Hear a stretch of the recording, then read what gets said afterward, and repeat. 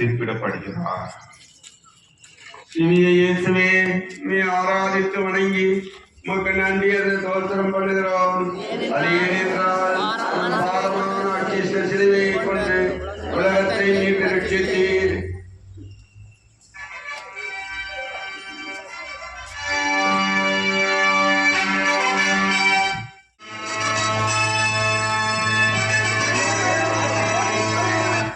இவரது பழியும் பாவம் என் கரங்களில் ஒட்டக்கூடாது.